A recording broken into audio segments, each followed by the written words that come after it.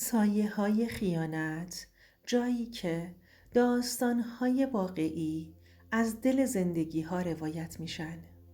وقتی برگشت گفت هنوز دوستم داره، ولی من دیگه همون احمق 21 ساله نبودم.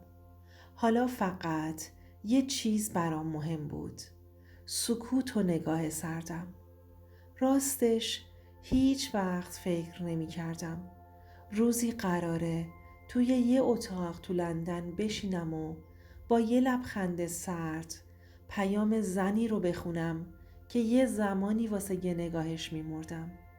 نوشت: دلم برات تنگ شده، میشه حرف بزنیم؟ ولی اینجا دیگه بازی عوض شده بود. نه به خاطر اینکه انتقام بگیرم، نه، به خاطر اینکه دیگه اون آدم قبلی نبودم. من نوید قربانیم، متولد 1371، از یک روستای کوچیک اطراف بندر ترکمن. بابام کارگر ساده بود و مامانم زن خونه دار. سوادشم تا کلاس سوم بود. تو خونه‌ای بزرگ شدم که سقفش چکه می کرد، ولی دعای مادرم هیچ وقت قطع نمی شد. از همون بچگی فهمیدم فرق من با بچه های دیگه چیه. من گرسنگی رو با نمک و نون می خوردم، اونا با شکلات های خارجی. تو مدرسه همه به هم می گفتند آقای کتابخون، چون من هر چی دم دستم می رسید می خوندم.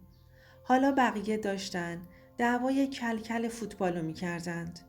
من داشتم گوشه ی حیاط کتاب حافظ می خوندم. نه از سر شاخ بودن، از سر فرار، از سر اینکه یه جایی باشم که نوید بدبخت نباشم. دبیرستان که رسیدم، اومدن یه معلم جدید به مدرسمون معادلات ذهن منو به هم ریخت. دخترش همکلاسیمون شد. سارا چشاش یه چیزی بود بین قهوه‌ای و زرد، از همونا که وقتی نگات می کرد مغزت فرمت می شد. من عاشق سارا شدم، ولی نه از اون عشقهای لوس فیلم هندی، از اون عشقهایی که فقط با یه دفتر شعر میتونی بریزیش بیرون، از اون عشقهایی که وقتی بغلش نمی کنی فقط سرتو میذاری روی کتاب و میگی کاش میفهمید. با همه سختی ها کنکور قبول شدم، رشته کامپیوتر، دانشگاه سمنان. بابام گاو و گوسفندشو فروخت تا من برم اون شهر لعنتی، با امید برگردم و آدم بزرگی بشم. وقتی به سارا گفتم لبخند زد. گفت آفرین نوید، تو فرق داری. اون شب نتونستم بخوابم، چون واسه اولین بار حس کردم شاید دوستم داره. ولی هیچ کس به هم نگفت عشق ربطی به باهوش بودن یا قبول شدن نداره. هیچ کس نگفت بعضی وقتها عشق یه معامله است و تو فقط یه برگ سوخته‌ای توی دست اشتباه. وقتی برگشتم برای تعطیلات نوروز دیدم سارا دیگه به چشمم نگاه نمی‌کنه. تعطیلات عید بود. من با یک کوله بشتی، 2 پیراهن نو و کلی ذوق برگشتم روستا. دلم پر می کشید واسه دیدن سارا، ولی یه چیزی فرق داشت. اون سارا که برام همیشه شعر حافظ می خوند دیگه نبود. سلام که کردم فقط گفت سلام نوید، چطوری؟ همین. نه لبخندی، نه یه نگاه گرم، نه حتی اون برق چشم همیشگیش.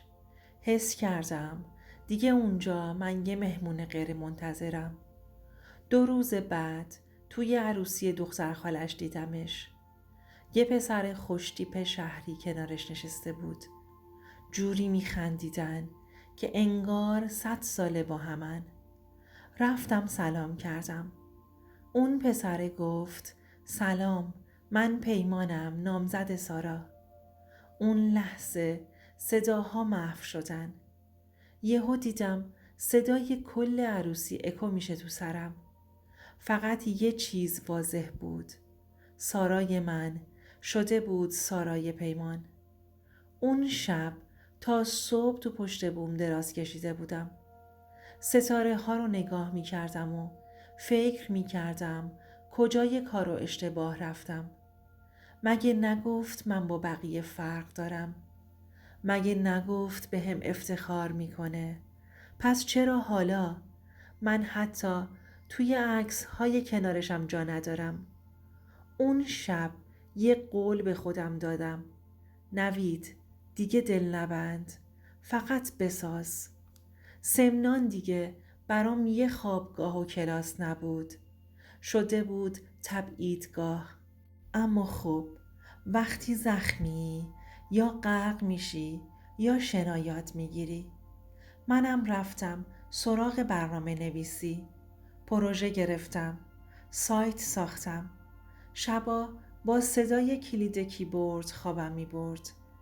از یه پسر خجالتی روستایی داشتم تبدیل می شدم به یه مردی که کم کم بوی پول در میاره.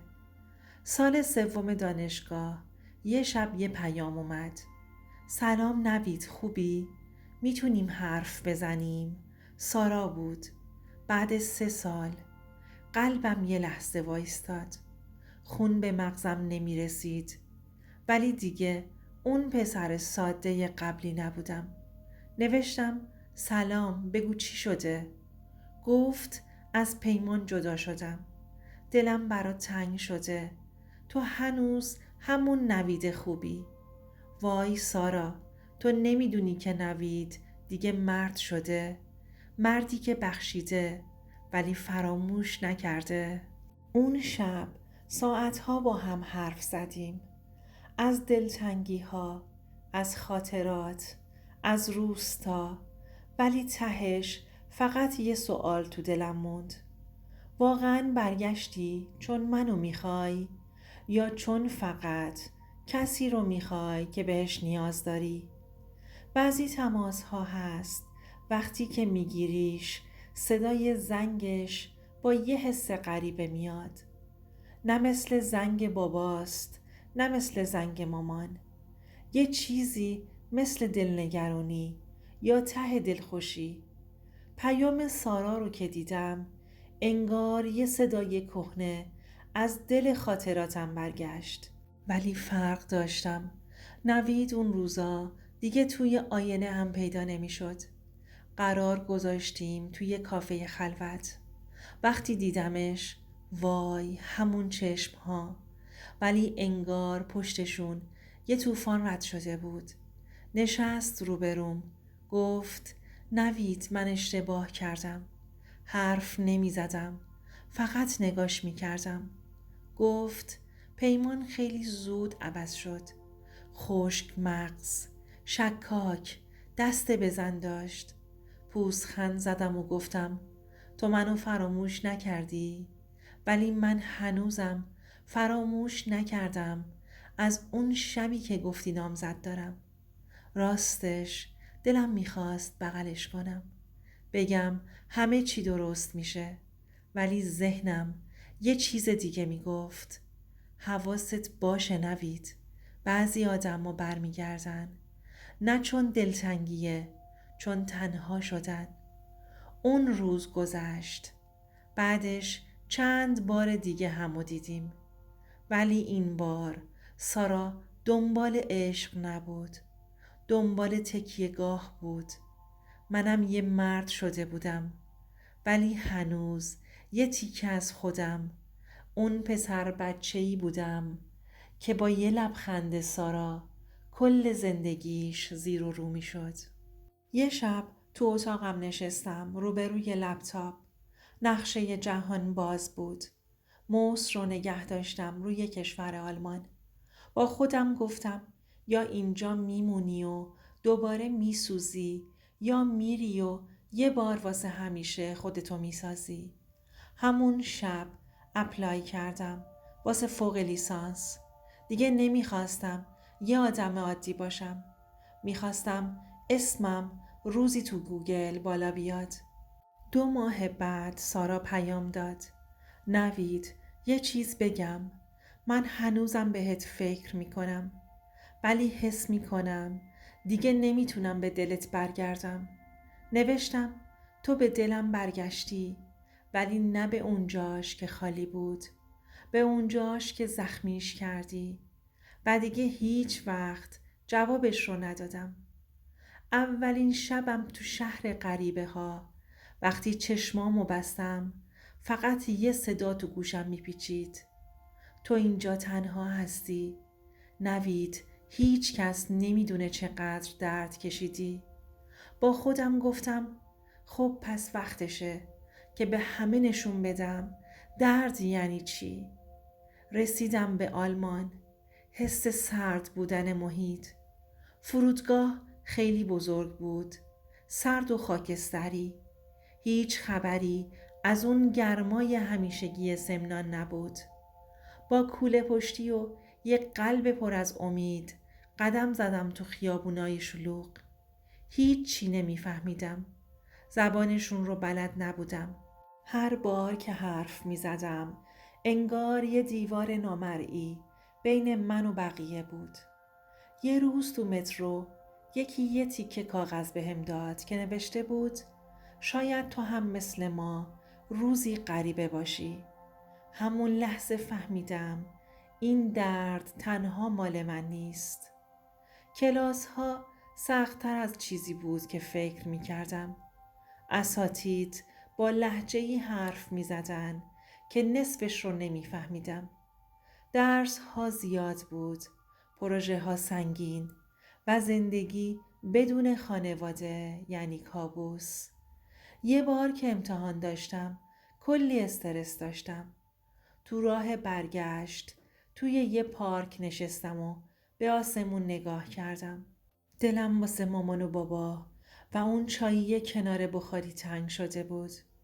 اما یاد حرف خودم افتادم: تو اینجا تنها هستی نوید و باید بسازی. با یکی از بچه های همکلاسی آشنا شدم. مصطفی از تهران بود. اونم مثل من دنبال یه زندگی بهتر بود. با هم کلی حرف زدیم، خندیدیم، ولی هر شب که می رفتیم خوابگاه باز همون حس تنهایی می زد تو دلم. یه بار مصطفی بهم گفت: نوید، زندگی اینجا فقط درس و کار نیست. باید بلد باشی خوش بگذرونی وگرنه میمیری. ولی من هنوز آماده نبودم. یه روز تو یه روز بارونی زنگ زدم خونه. صدای مامان از اون طرف. یهویی بغضم شکست. حس کردم همه سختی ها تو چند ثانیه با این صدا ریختن تو دلم. اون لحظه فهمیدم موفقیت یعنی نه فقط رسیدن به هدف، بلکه نگه داشتن آدم هایی که دوستشون داری.